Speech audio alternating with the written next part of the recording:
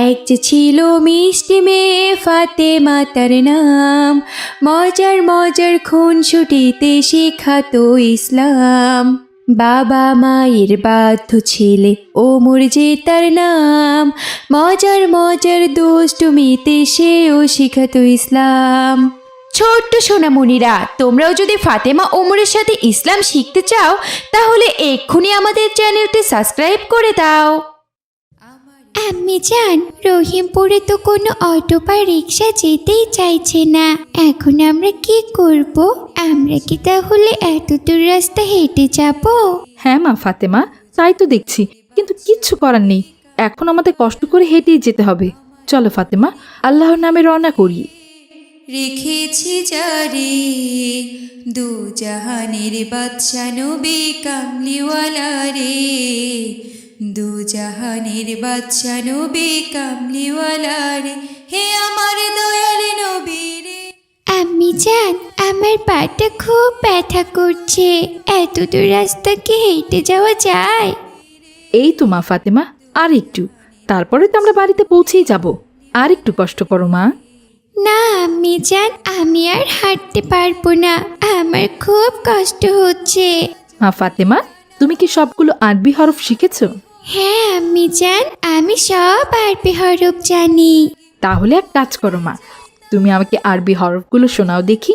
আমি দেখতে চাই তুমি সবগুলো আরবি হরফ ঠিকঠাকভাবে পড়তে পারো কিনা। আচ্ছা ঠিক আছে আম্মি জান, আমি বলছি। আলিফ বা তা সা জিম হা খ দাল জাল র জা সিন শিন সদ তদ ত জ আইন গইন ফা কফ কফ লাম মিম নুন ওয়াও হা লাম আলিফ হামজা ইয়া।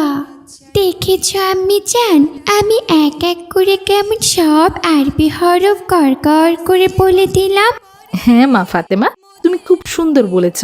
দেখো মা, তোমার আরবি হরফগুলো শুনতে শুনতে আমরা আমাদের বাড়িতে পৌঁছেও গিয়েছি। আরে তাই তো, আমি তো খেয়ালই করিনি আম্মি জান। মোদের নবীর উসিলাতে আল্লাহ কবুল করেন, সাফায়াতের বিচারতে সাফায়াতের বিচারতে দেখা দিও রে।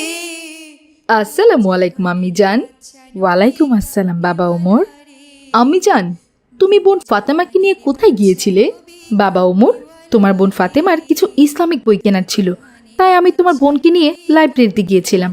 তোমার বাবা তো অফিসে কাজে ব্যস্ত থাকেন, তিনি সময় তো পাচ্ছিলেন না। আম্মি জান, তুমি আমাকেও নিয়ে যেতে পারতে, আমারও তো কিছু বই কেনার ছিল। ওহ দুঃখিত বাবা, আমি তো জানতাম না তুমি ঘরে ঘুমিয়েছিলে, তাই আর তোমাকে ডিস্টার্ব করিনি। আচ্ছা ঠিক আছে বাবা, কাল তোমাকেও আমি নিয়ে যাব। বাদশা নবী কামলিওয়ালা রে, হে আমার আসসালামু আলাইকুম বাবা। ওয়ালাইকুম আসসালাম। কি ব্যাপার, তোমরা সবাই এভাবে দরজায় দাঁড়িয়ে আছো কেন? বাবা, আম্মি জান বোনকে নিয়ে লাইব্রেরিতে গিয়েছিল বই কিনতে, আমারও যে কিছু বই কেনার ছিল, আম্মি জান আমার নিয়ে যায়নি, সেই কথাই আমি আম্মি জানকে বলছিলাম। ও তাই নাকি বাবা ওমর? আচ্ছা ঠিক আছে, আসরের আজান হচ্ছে, তুমি এখন সালাত আদায় করে নাও। আমি একটু পর বাজারে যাব, তুমিও আমার সঙ্গে যাবে। তোমার যা যা বই কেনা দরকার আমি সব কিনে দেব, ঠিক আছে বাবা ওমর? আচ্ছা ঠিক আছে আব্বু জান, আমি সালাত আদায় করে নিচ্ছি। আমার মনের ঘরেতে রেখেছি জারি দু জাহানের বাদশা নবী কামলিওয়ালা রে, দু জাহানের বাদশা নবী কামলিওয়ালা রে। আব্বু জান, আপনি কোথায়? আমি রেডি। এই তো বাবা, আমিও রেডি, চলো একসাথে চলো। রে আমার মায়ার নবী রে, দু জাহানের বাদশা নবী কামলিওয়ালা রে, দু জাহানের বাদশা নবী কামলিওয়ালা। বাবা ওমর, আমাদের এখানে একটু অপেক্ষা করতে হবে, দেখি কোনো অটোওয়ালা এদিকে আসেন কিনা। ওই মদিনা দেখ। আব্বু জান, অনেকক্ষণ তো হয়ে গেল, একটা অটো বা রিক্সাও তো এদিকে আসছে না, তাহলে কি এত দূর রাস্তা আমরা হেঁটে যাব? আর একটু অপেক্ষা করি বাবা, নিশ্চয়ই কেউ না কেউ চলে আসবে। না দেখা দেখার লাগে ওড়ে যাইতাম, হৃদয় জুড়ে দেখতাম আমি, হৃদয় জুড়ে আসসালামু আলাইকুম বাবারা, আমাকে কিছু ভিক্ষা দিন, আমি যে খুবই ক্ষুধার্ত। আপনি এখন এখান থেকে যাবেন? এমনিতে অটো বা রিক্সা কিছুই পাচ্ছি না, সে কখন থেকে দাঁড়িয়ে আছি। ছি বাবা ওমর, এ তুমি কি বললে? ক্ষুধার্ত কারোর সঙ্গে এমন ব্যবহার করতে নেই যে বাবা। আচ্ছা বুড়িমা, আপনি ভিক্ষা করছেন কেন? আপনি জানেন না ভিক্ষা করা ইসলামে হারাম? আমাদের নবী সাল্লাল্লাহু আলাইহি সাল্লাম বলেছেন সবসময় কাজ করে খেতে।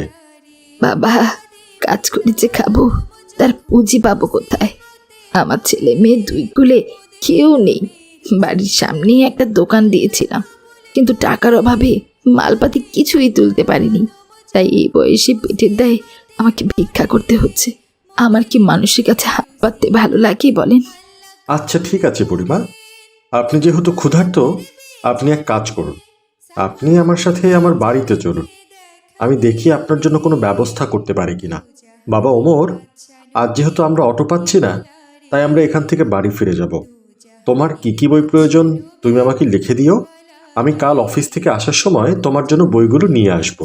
নবী কামলিওয়ালা রে, আমার মনের ঘরেতে রেখেছি যারে, আমার মনের ঘরেতে রেখেছি যারে, দু জাহানের বাদশা নবী কামলি। আসসালামু আলাইকুম আব্বুজান, ওই দাদিমাটাকে? ওয়ালাইকুম আসসালাম ফাতিমা। উনি খুব ক্ষুধার্ত, রাস্তায় দাঁড়িয়ে ভিক্ষা করছিলেন, তাই আমি ওনাকে বাড়ি নিয়ে এসেছি। মা ফাতেমা, তুমি তোমার আম্মিজানকে বলো খাবারের ব্যবস্থা করতে। ঠিক আছে আব্বুজান, আমি এক্ষুনি গিয়ে আম্মিজানকে বলছি।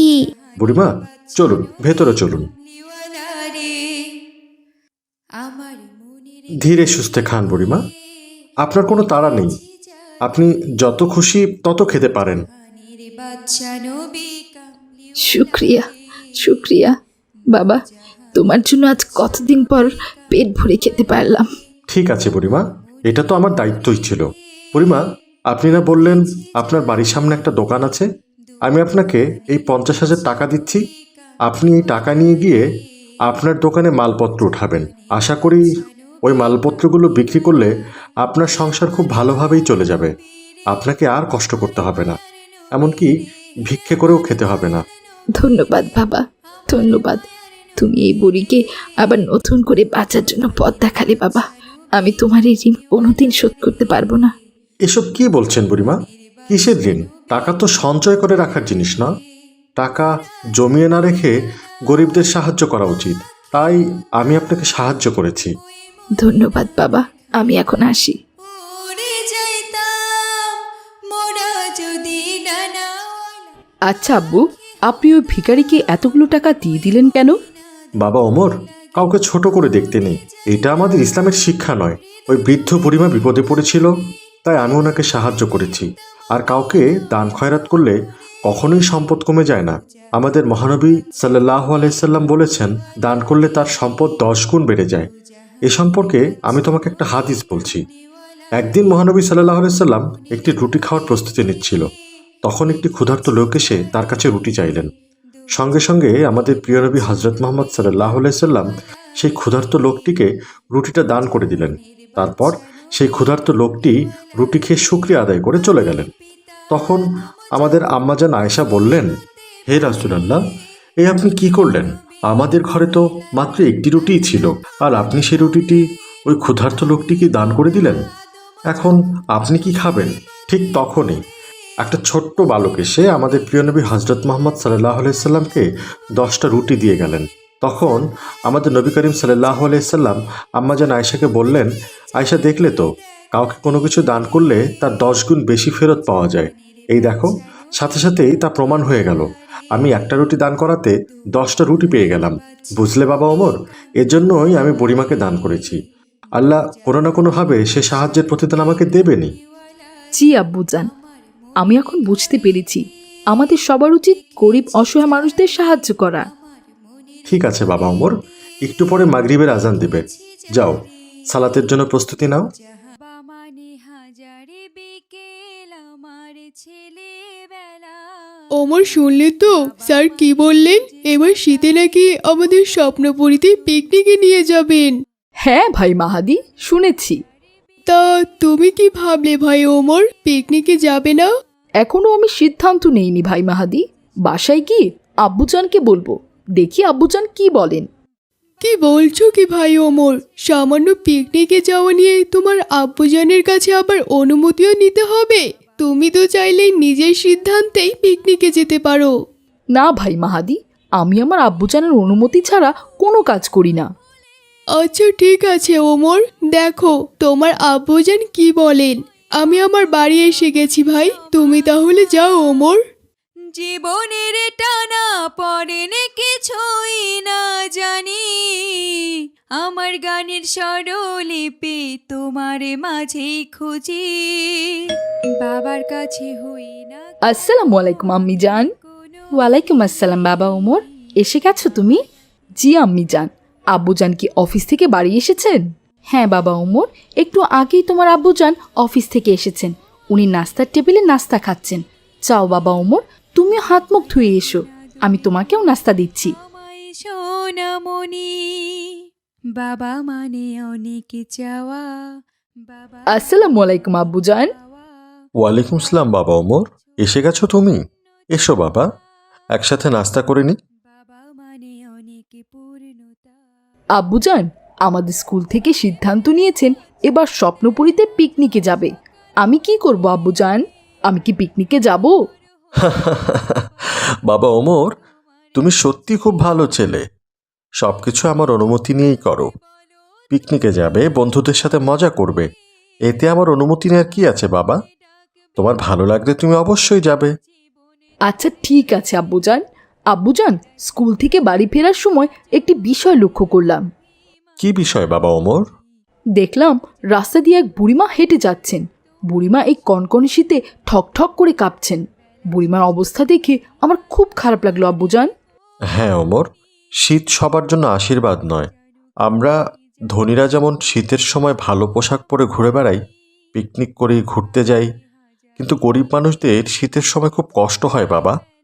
ওরা রাতের বেলায় গরম কাপড়ের অভাবে বেশ কষ্ট করে। তাই আমাদের মতো ধনীদের উচিত ওই সকল মানুষদেরকে গরম কাপড় দিয়ে সাহায্য করা। তা বাবা ওমর, তোমার পিকনিকের জন্য কত টাকা চাঁদা ধরেছে? 500 টাকা আব্বুজান। আচ্ছা ঠিক আছে, এই নাও তোমার চাঁদার টাকা। কাল স্কুলে গিয়ে স্যারকে দিয়ে আসবে। শুক্রিয়া আব্বুজান, শুক্রিয়া। বাবা মানে রোজ সকালে পুতুল পুতুল খেলা, বাবা মানে হাজারে বিকেল আমার ছেলেবেলা, বাবা মানে রোজ সকালে পুতুল। আসসালামু আলাইকুম বুড়িমা।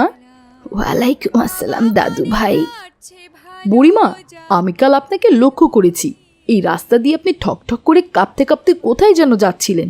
আজও কাঁপতে কাঁপতে যাচ্ছেন। আপনার তো খুব কষ্ট হচ্ছে বুড়িমা। আপনার কি কোনো গরম কাপড় নেই? না দাদু ভাই, আমি খুব গরিব, টাকা পয়সা নেই। সারাদিন মানুষের কাছে চেয়ে যেই টাকা পাই তা দিয়ে কোনো রকম খাবার কিনতে পারি। গরম কাপড় কোত্থেকে কিনবো দাদু ভাই? বুড়িমার এমন কথা শুনে ওমরের খুব মায়া হলো। তাই সে সিদ্ধান্ত নিল এই বছর সে আর পিকনিকেই যাবে না।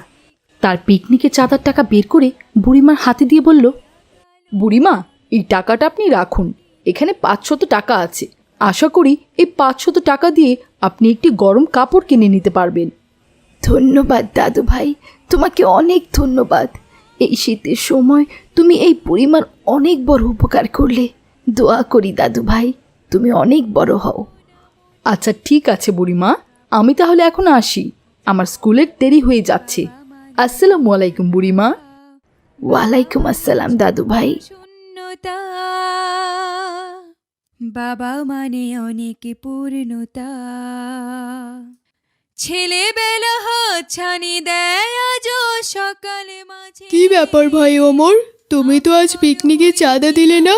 তার মানে তুমি কি পিকনিকে যাবে না, নাকি তোমার আব্বুজান পিকনিকে যাওয়ার অনুমতি দেননি?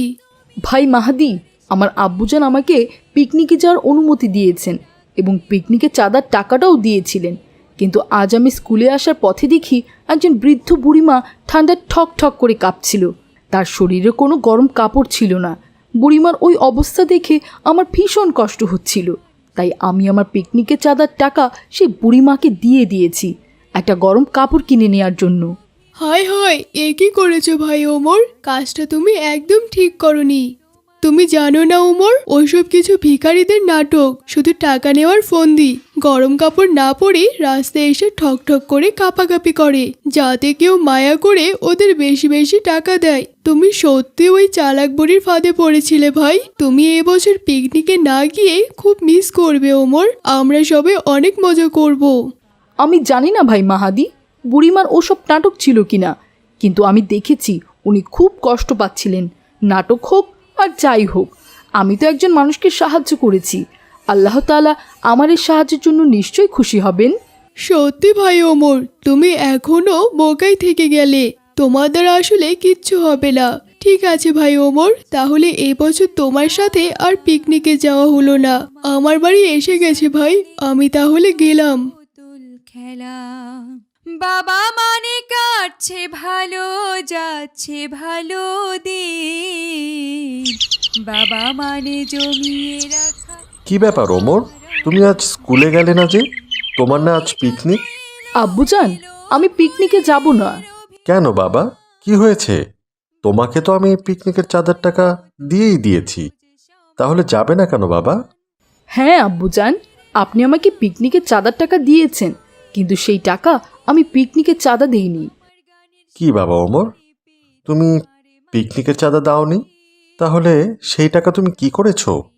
আব্বুজান, আমি কাল টাকা নিয়ে স্কুলে যাওয়ার পথে দেখলাম সেই দিনে সেই বুড়িমা শীতের কাপড় না পরে আজও ঠক ঠক করে কাঁপছে আর রাস্তা দিয়ে হাঁটছে।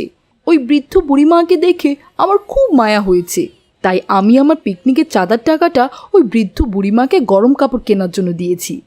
খুব ভালো করেছো বাবা ওমর, আমি তোমার উপর সত্যি খুব খুশি হয়েছি। কখনো কখনো আমাদের নিজেদের আনন্দ বিসর্জন দিয়ে অন্যের মুখে হাসি ফোটাতে হয়, এটা অনেক পুণ্যের কাজ।